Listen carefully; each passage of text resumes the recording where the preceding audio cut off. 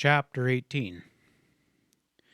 The valley again was peaceful and quiet, drowsing in the sun, when Kittering rode down off the hillside and splashed through the creek. From a vantage point near the mine he had watched the little scene being enacted below, although having trailed Wilding and Plug from the ranch and detoured over the hilltop when they went through the pass, he had arrived towards the end of the meeting and had only a small idea of what was going on. He could see Bates' body laying on the grass, and to some extent he could follow the action, but was too far away to get the import of Wilding's words, nor did he know that the blame of Bates' murder had been laid upon himself.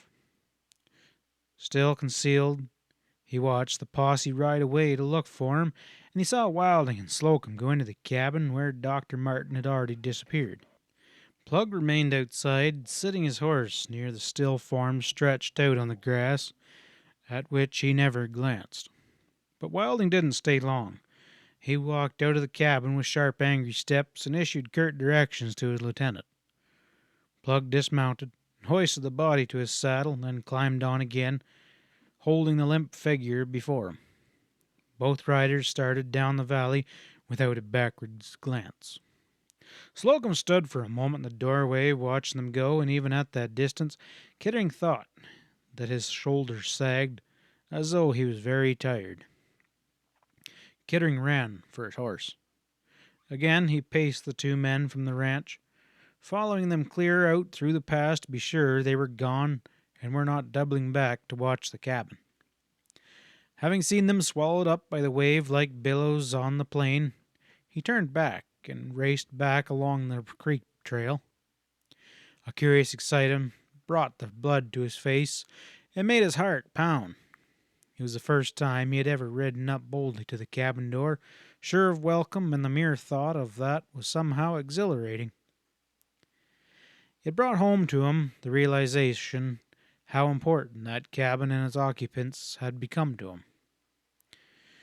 The sound of Patch's hoofs brought quick response, for as the cabin swung into sight around a bend, Kittering saw Slocum and Doc Martin standing outside the door as though they were waiting for him.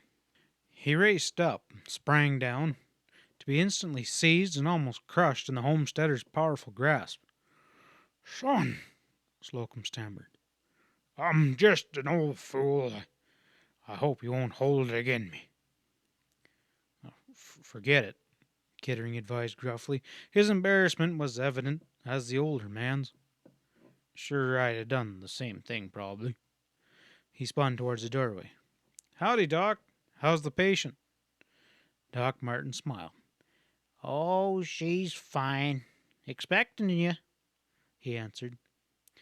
Slocum touched Kittering's sleeve and drew him back from the door. "You know about Bates?" he whispered. Kittering nodded, his eyes darting unconsciously to the spot where he had last seen the limp body huddled.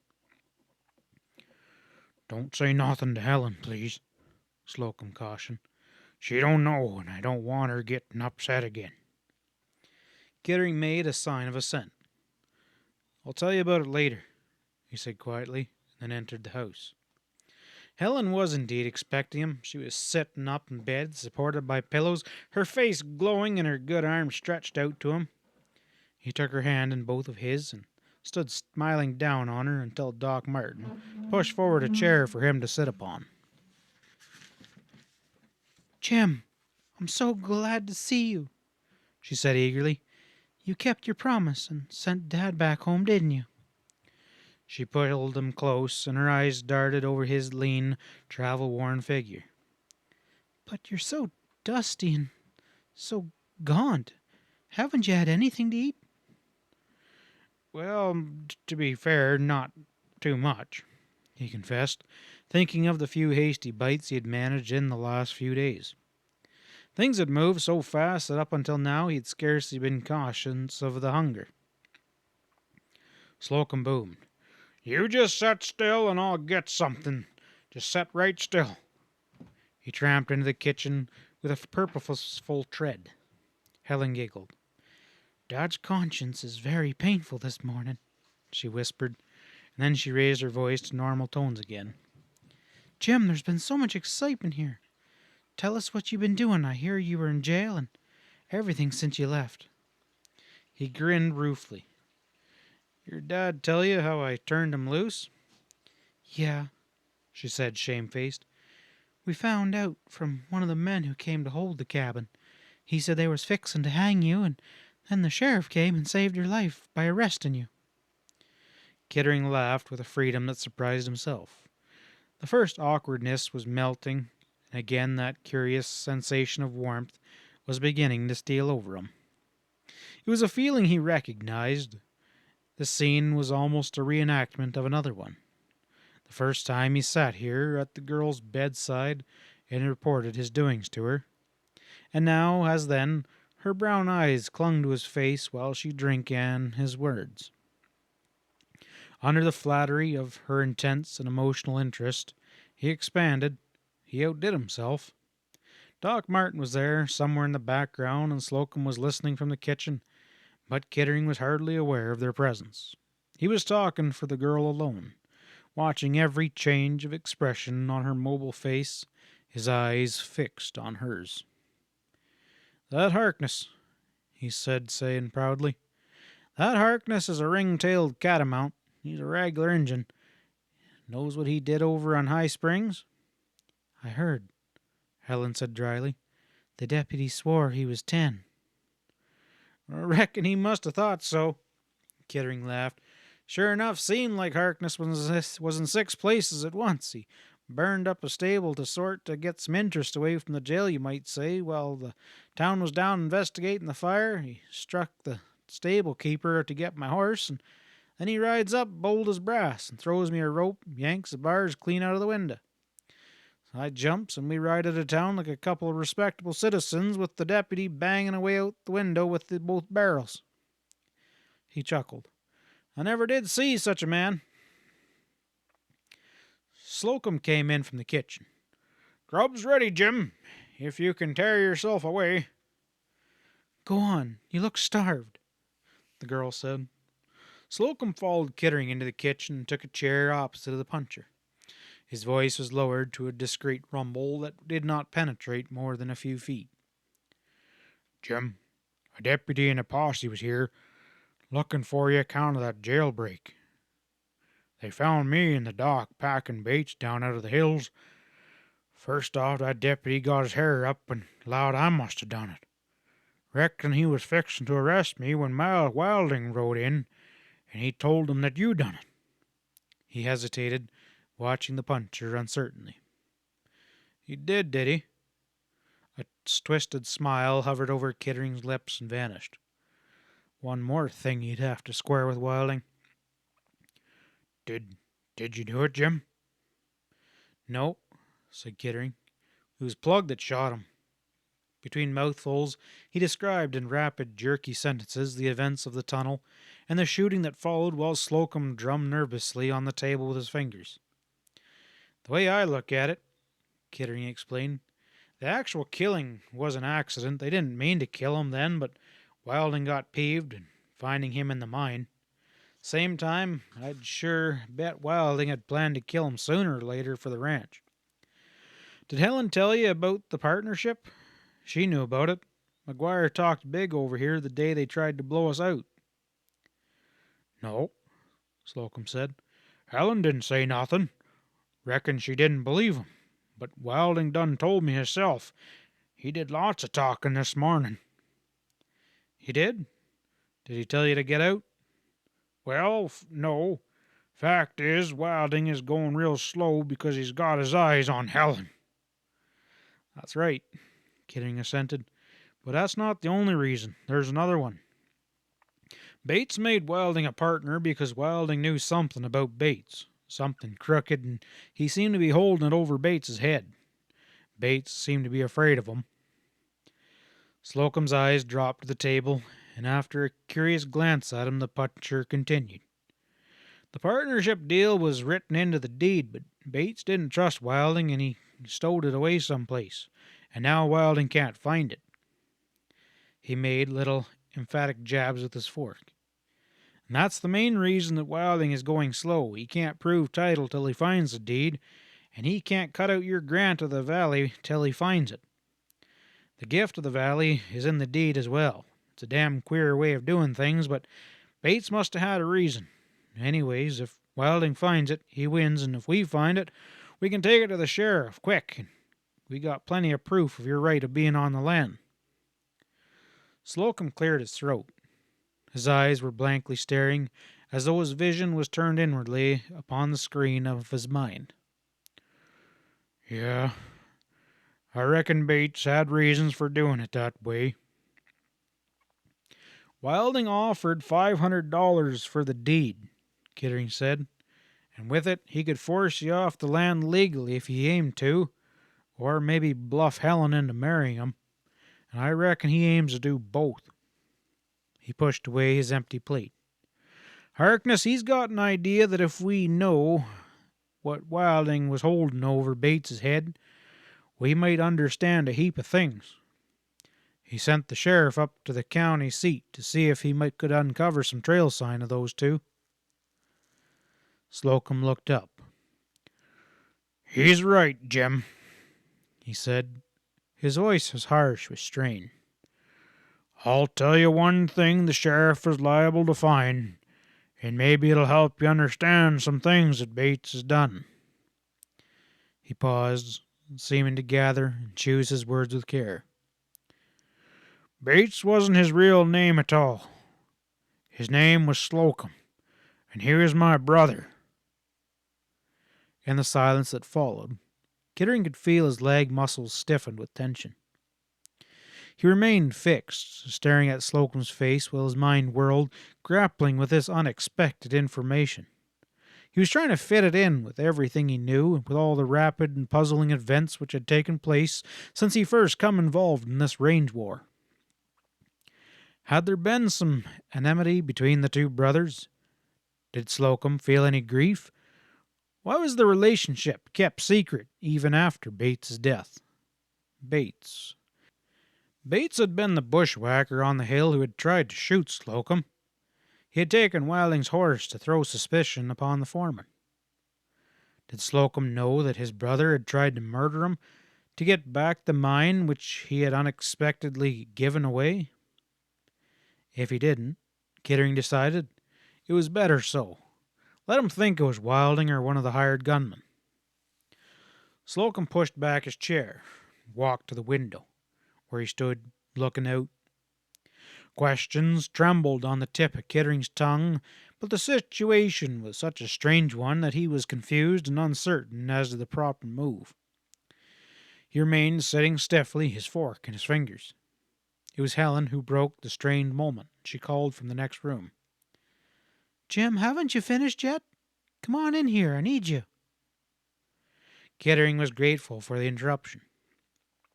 He got up and stumbled into the girl's room, and before he had crossed through the doorway, he had decided to ask no questions, to wait until Slocum told him of his own free will what he wished him to know.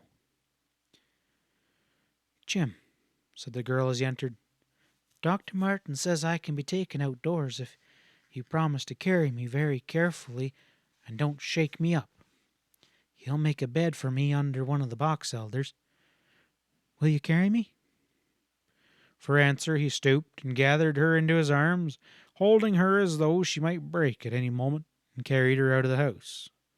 He wrapped her in blankets and made her comfortable on the bed of grass and ferns under one of the big trees, and then sat down beside her.